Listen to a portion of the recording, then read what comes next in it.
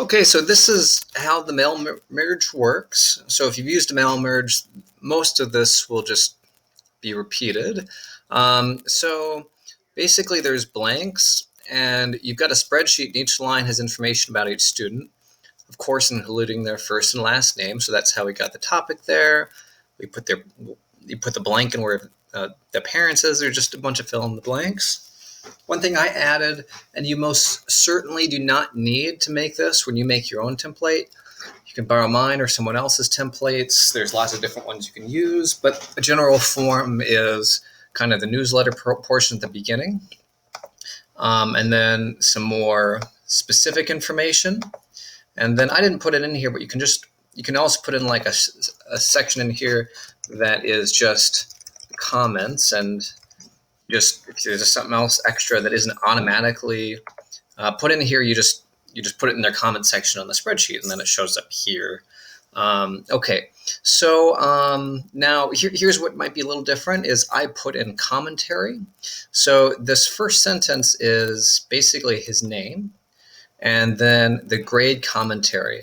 The commentary on James is, will no doubt succeed once he reestablishes his schoolwork routine.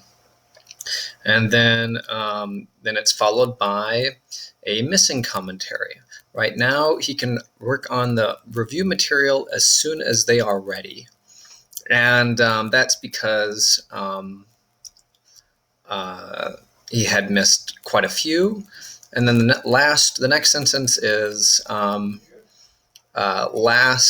the commentary based on how well he did on his last thing he worked on, and he hadn't done any, so instead it says James hasn't worked on quarantine assignments so far. So this is a little bit atypical kind of letter, because it's just an example of someone who hadn't done anything, but I hope it shows that it can kind of adjust to that situation, even though it's designed to make commentary on what they have done.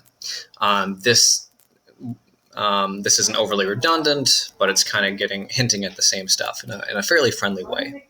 And then so far, he's gotten 0 out of 8 daily quarantine assignments finished. That's redundant given the previous sentence. So that would maybe be something that I'd want to think about, or you'd want to think about when putting one of these together. Okay, so you create one of these emails and you just put it into a draft, and then you don't. It's like a draft that can continue to be reused. All right. So what determines what goes in these blanks? Well, you open up the spreadsheet that I'll give you, and you'll start off in main sheet, which won't have anything in it. Normally, you'd have to plug in all these values yourself. But if you just go to grades and this blue spot, you copy and paste. Oh, almost forgot. You copy and paste. You go here to Infinite Campus. Go to instruction. Go to reports.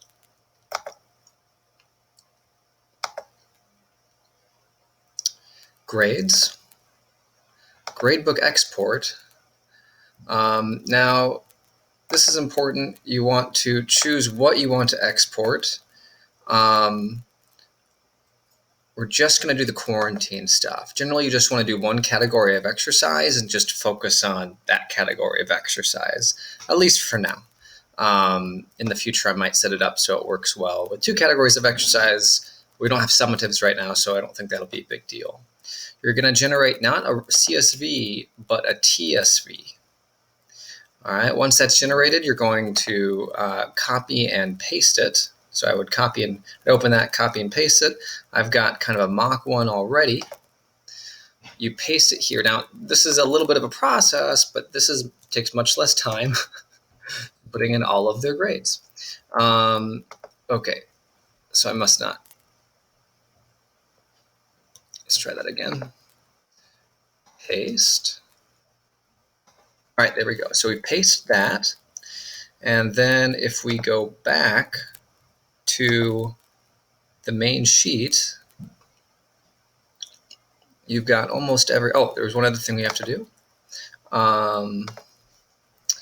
We've got to take these names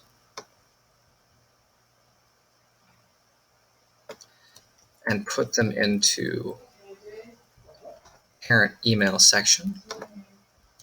Okay, now this is important that we have this section by itself.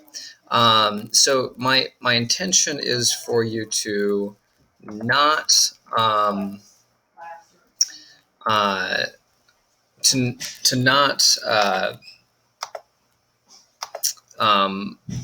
put the emails and information somewhere else. And it's not to repaste here once you paste it here. You want to do, I would recommend that you do all of this manually from here on out, at least until I've got something that works a little bit better. And the reason for that is if your class roster changes, you don't want to accidentally have this list change and therefore line up with your parent emails differently. Okay, so to avoid that, you just put it in here and you don't keep copying and pasting. That's why I made this page. I hope that makes sense.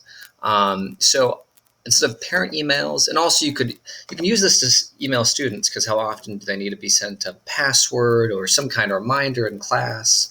So you can do a student email with this stuff too. But normally we're going to be doing it with the parents. Now I've got these 3 emails, the ones you saw earlier, sent to me through these emails, and then I made up these parent names. All right, so now if we go to the main sheet,